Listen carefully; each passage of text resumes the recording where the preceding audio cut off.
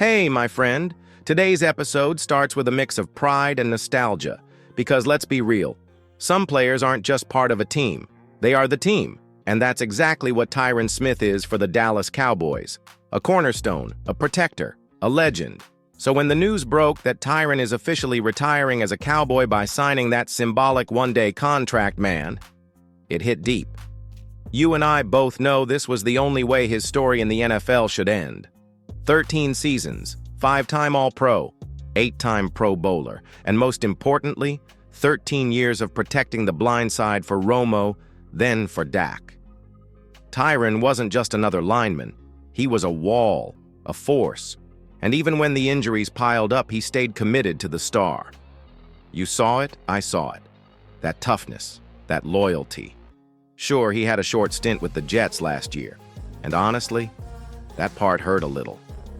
It's always weird when a Cowboy legend puts on another jersey, even if it's just for a season. Kinda like when Dez went to the Saints and Ravens.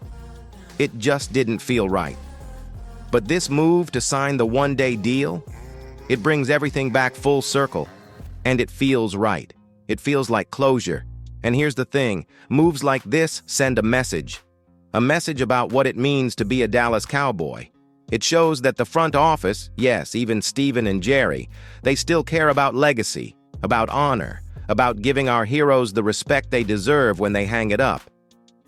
Tyron, if you're watching, thank you. Thank you for the pancakes, for the grit, for keeping our quarterbacks on their feet. Thank you for being that guy every Sunday. You've earned this retirement. Enjoy it, brother.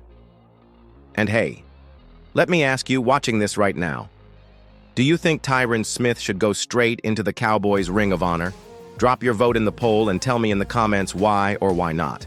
Also, do me a quick favor. If you believe Tyron Smith is one of the greatest left tackles in Cowboys history, smash that like button in his honor. And if you're new here, hit that subscribe button and turn on the notification bell. We're pushing to hit 13,000 subscribers, and your support makes all the difference. But now, let's shift gears, because while one legend retires, the Cowboys front office is cooking up something interesting for the future. All right, now that we've paid our respects to a legend, let's talk about the future. Because Stephen Jones just dropped some serious clues about what the Cowboys are thinking going into the 2025 NFL Draft. So here's the deal. Stephen went on 105.3 The Fan and basically said, "Don't expect us to move up."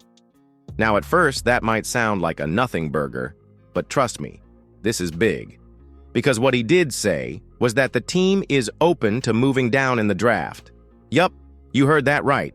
The Cowboys could be looking to trade back from the 12th overall pick. Now let's pause and unpack that because it says a lot about their approach. First, if they're not trying to move up, that tells me they're not desperate for a can't-miss prospect at the top. Second, by being open to moving back, it means they're confident in the depth of this draft class, especially in that middle range. Steven even mentioned that the board is coming together in a way that makes trading back make more sense than going all in. And honestly, that checks out. This draft might not be loaded at the very top, but the middle rounds, there's meat on the bone. We're talking real starting caliber guys. But let's be clear, if the Cowboys do trade back, some names you and I have seen in mock drafts are probably off the board. Guys like Travis Hunter? Forget it. Ashton Jeanty? Probably not happening. Even Abdul Carter, unless he slides hard, won't be in play if we move back. So here's a scenario. What if Dallas calls up a team like the Broncos, swaps picks, maybe grabs Cortland Sutton and a 4th rounder, then drops back to pick number 20? Now that's an interesting move. You'd still get access to strong offensive talent, maybe Emeka Egbuka, maybe a running back like Omarion Hampton, and add a proven receiver in Sutton too. That's what this strategy is about. Flexibility. Getting more value out of a draft pick instead of reaching for someone at 12 who might not be worth that price tag. And don't forget, we've got holes to fill. Receiver, running back, O-line depth. Trading back gives us more picks, more ammo. It's not about playing scared. It's about playing smart. So now I want to hear from you. Would you trade the 12th pick for a package that includes an extra draft pick and a proven player like Cortland Sutton? Hit the comments and tell me. Keep the 12 or trade back. And if you're into these breakdowns and want to stay ahead of every Cowboys draft rumor, don't forget to subscribe to the channel and ring that bell. We're growing fast, and your support is what keeps this community going strong. But don't go anywhere, because in the next part, we're breaking down exactly who the Cowboys could target if they do decide to trade back. Trust me, these names are going to get you thinking, okay, so let's say Stephen Jones really goes through with it. The Cowboys trade down from that 12th pick. The question is, then what? Who are we targeting? Let's explore some realistic trade-back scenarios. One of the more popular ideas? Trading with the Denver Broncos. They currently hold pick number 18. If they're desperate for a QB or top-tier defender, they might be willing to move up and give us some extra value. Maybe a mid-round pick or even a player. Another possible partner? The Cincinnati Bengals. They sit at 21, and depending on how the board falls, they could be looking to jump ahead of some rivals. If Dallas drops to that range, the talent pool changes, but not necessarily for the worse. Now let's talk names. First up, Emeka Egbuka, wide receiver from Ohio State. If he slides a bit, he's the kind of polished, route-running technician that Dak would love to have. Pair him with CeeDee and Brandon Cooks, and suddenly this receiver room looks dangerous again. Another intriguing option, Omarion Hampton, the power back out of North Carolina. If the Cowboys want to return to that old-school punch-you-in-the-mouth ground game, Hampton fits like a glove. He's tough, explosive, and ready to carry a serious workload. And hey, defense isn't off the table either. At 18 to 22, guys like Edgerrin Cooper, linebacker, Texas A&M, or Kamari Lassiter, cornerback Georgia, might be available. With Leighton Vander Esch retiring and questions around CB depth, either could step in and contribute immediately. So yeah, trading back doesn't mean giving up on talent. It could mean building a more complete roster, more picks, more flexibility, and still walking away with a top-tier prospect. Now I want your take on this scenario. Imagine leaving the draft with a solid receiver and an extra third-rounder. Would you call that a win? Vote right now in the card on your screen. Should the Cowboys trade back or keep the 12th overall pick? And let's keep the comment section hot. I'm reading every single take. Up next, we're going to look deeper at what this whole draft strategy says about the Cowboys' priorities and whether the front office is finally ready to go all in on offense. Now here's where things get real interesting, my friend. If the Cowboys are truly open to trading back from the 12th pick, you have to ask yourself, why? Because let's be honest, if you're aiming to build up your defense, that 12th spot is gold. At 12, Dallas could easily grab one of the top pass rushers in the draft. Maybe the best cornerback still on the board.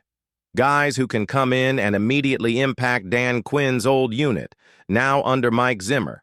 So if the front office is willing to walk away from that, it tells you something loud and clear. They're thinking offense, and it makes sense when you look at the roster. The receiver room behind CeeDee Lamb? Questionable. The running back situation post-Tony Pollard? Even murkier. Offensive line depth? Not what it used to be. If the Cowboys are going to stay competitive in the NFC, they have to give Dak more help. That's what this trade-down talk is really about. Adding weapons, adding protection, adding firepower. It's not that they're ignoring the defense. It's that they see a bigger need on the other side of the ball right now. And I want to hear from you. Do you agree with the front office's focus on offense this year? Or should defense still be the top priority at 12? Drop a comment right now and let's talk it out. If you were sitting in Jerry and Steven's chairs, which direction would you go in the first round?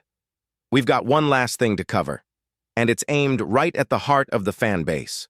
So stick with me, because we have to talk about how we're reacting to all these moves.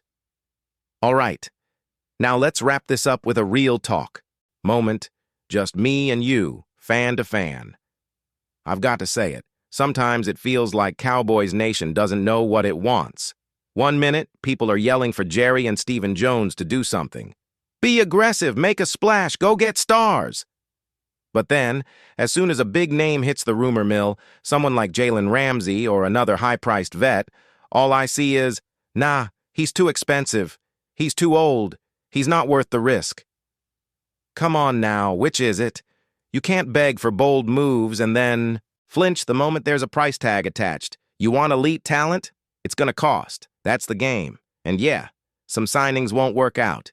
But if you want a team that's seriously in the hunt every year, you've got to take some swings. The front office? They're trying to walk a tightrope, building for now while keeping the future flexible. But as fans, we've got to decide. Do we want to play it safe forever? Or are we ready to chase greatness, even if it means a few risks along the way?